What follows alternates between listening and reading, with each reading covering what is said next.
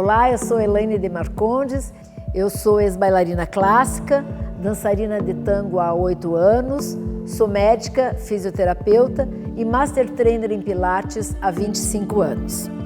Eu vim aqui ministrar o curso Dança, Função e Percepção.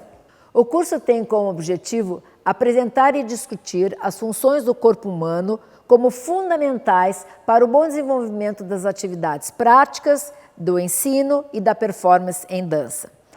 Abordar as funções musculoesqueléticas, considerando que as atividades corporais funcionais e bem orientadas, tanto técnicas como complementares, são fundamentais para manter a permanência e a longevidade do corpo que dança. O curso está dividido em 4 segmentos. A primeira aula trata da coluna vertebral, tronco e cabeça. A segunda aula, cintura pélvica e membros inferiores. A terceira aula, cintura escapular e membros superiores. E a quarta aula trata de um tema muito importante, que são os mitos e as verdades sobre o trabalho corporal em dança. Para quem estiver nos acompanhando desde agora, é muito importante assistir à aula 1 e seguir conosco. Cada uma das nossas 3 primeiras aulas estarão constituídas de anatomia, movimentos e funções, movimentos funcionais, as lesões mais frequentes na dança e uma sequência de movimentos para você fazer em casa. Na aula de hoje nós vamos conversar sobre a cintura pélvica e os membros inferiores. Vou falar primeiramente sobre a anatomia e os ossos que constituem essa região do nosso corpo. A cintura pélvica é constituída de 2 ossos do quadril e cada um dos nossos ossos do quadril tem 3 regiões muito importantes.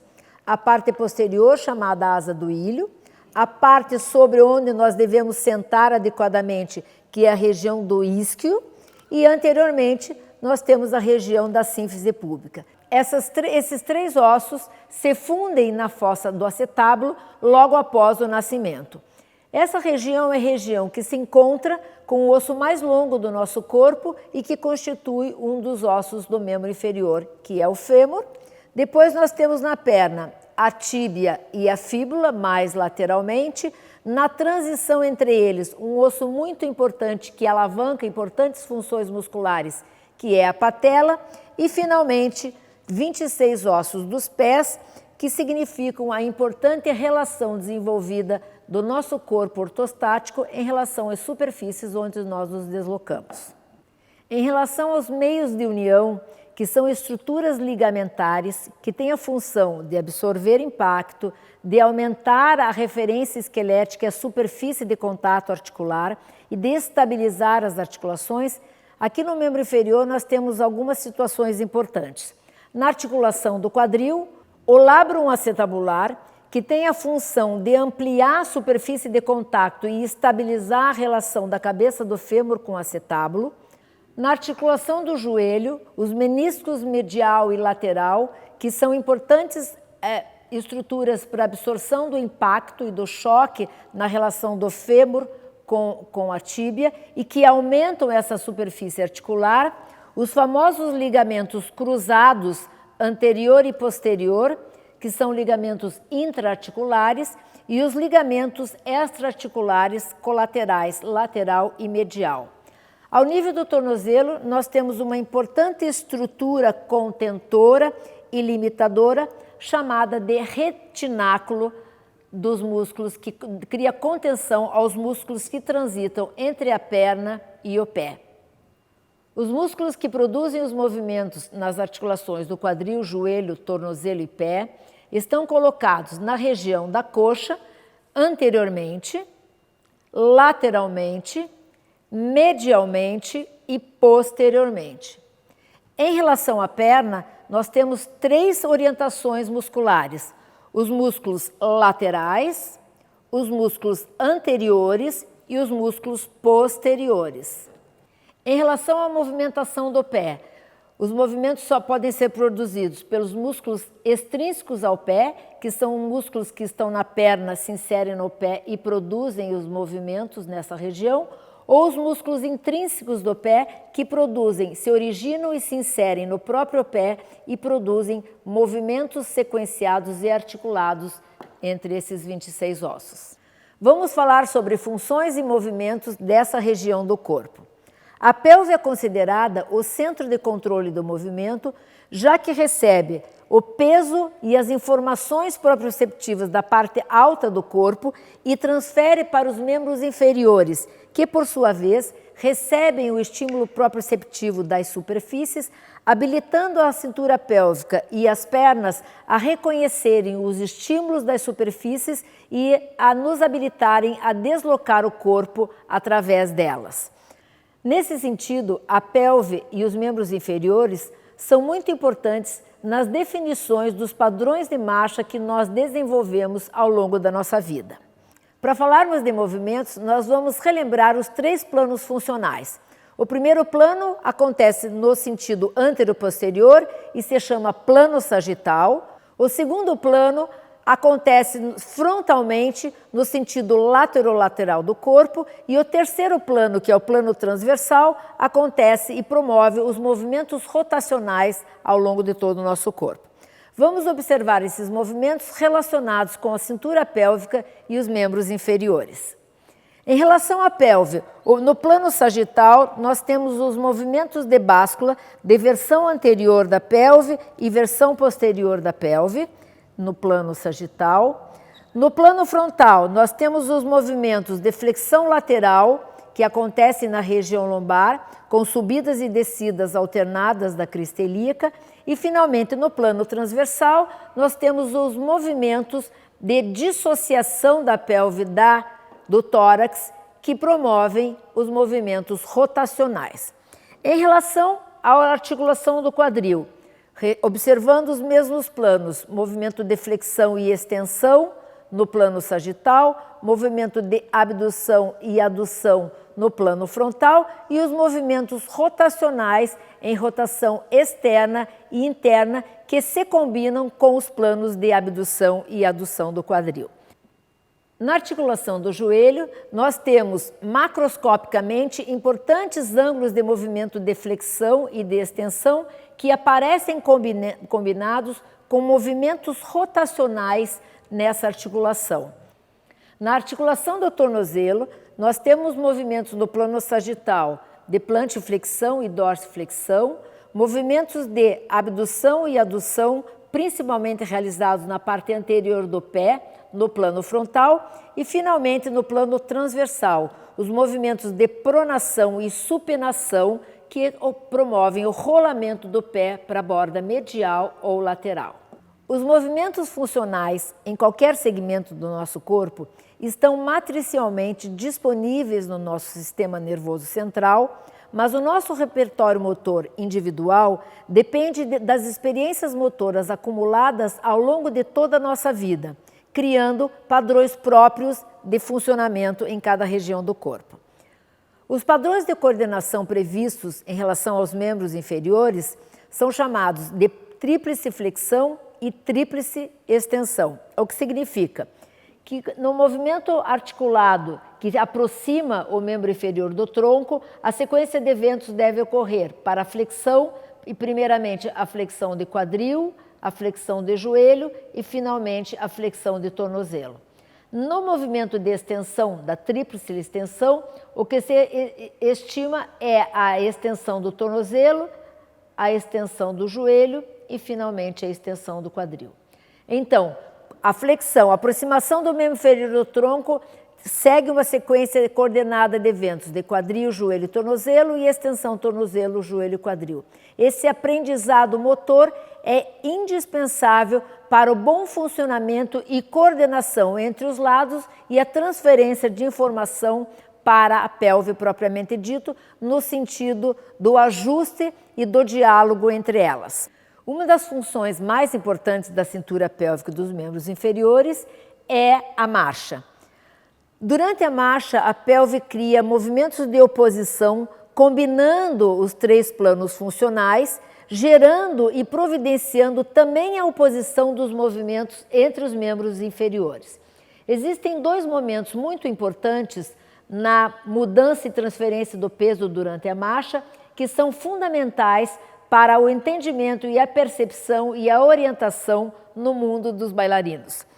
Durante a marcha, nós temos uma transferência de peso antero-posterior e uma oscilação entre o corpo apoiado sobre os dois pés ao mesmo tempo e o apoio unipodal. Na verdade, durante a marcha, 60% do tempo a gente está em apoio bipodal e 40% do tempo a gente está em apoio unipodal. Ou seja, nós passamos 40% do nosso tempo em pé durante a vida, apoiado num pé só, o que faz com que a observação desses desalinhamentos seja muito importante durante as práticas de dança. Os dois momentos importantes são o contato inicial, o início do contato do apoio unipodal com o chão, que é o contato do calcanhar. Então, o corpo precisa chegar ao chão reconhecendo o contato da parte mais posterior do pé para reconhecer a superfície e transladar sobre o pé inteiro durante a transferência de peso. Na parte posterior, no movimento do quadril estendido, o momento mais importante é o momento do pré-balanço, quando eu vou passar de dois pés para um pé.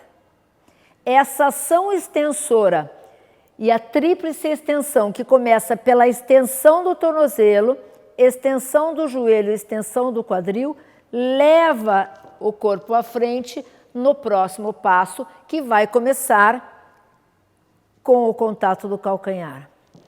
E essa ação de empurrar o chão para baixo na fase de pré-balanço é uma orientação fundamental para a prática dos saltos na dança.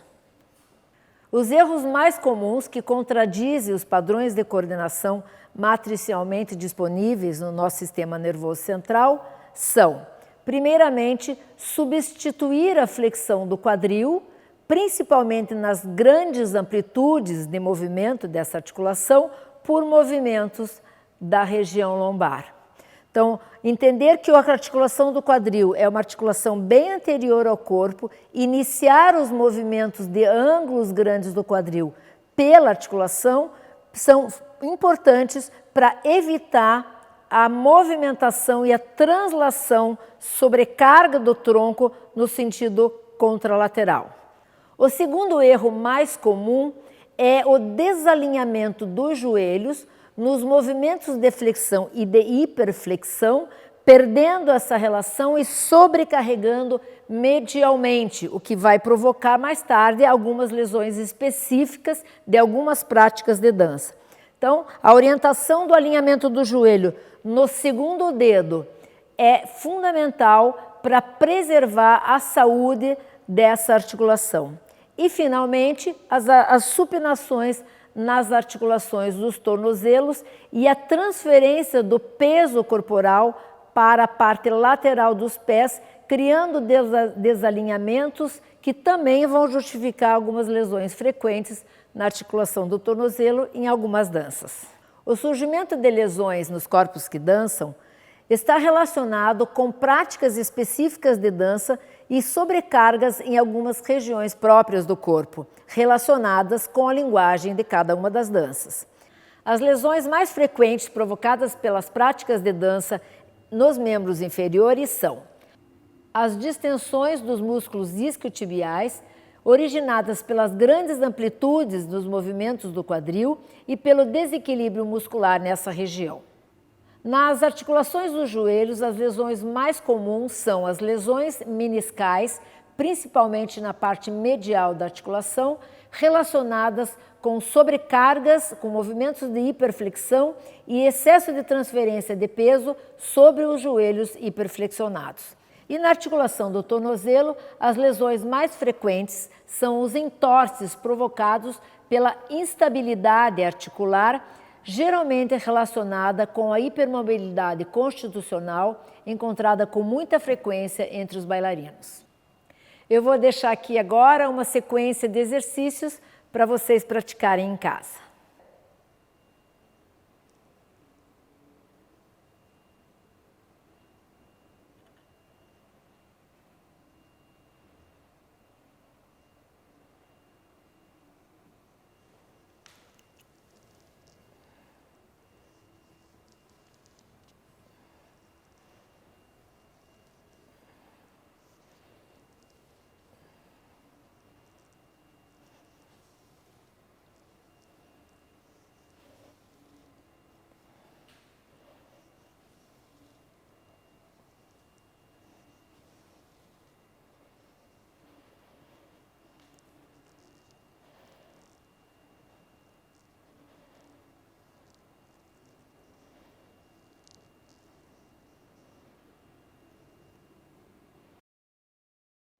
Apoie a ponta do pé esquerdo sobre o pé direito e o calcanhar do pé esquerdo apoiado na perna direita. E o movimento é de báscula lateral do quadril, evitando esse movimento.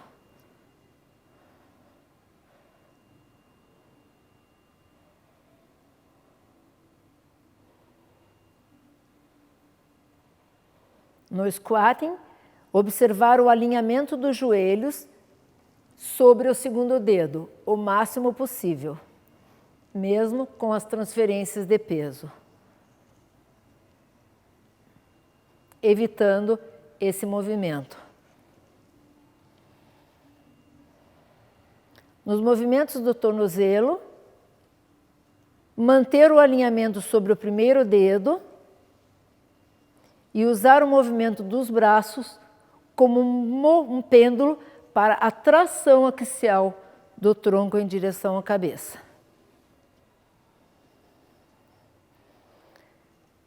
Em relação ao movimento de rotação da pelve, trabalhar a dissociação da parte alta do corpo em sentido oposto.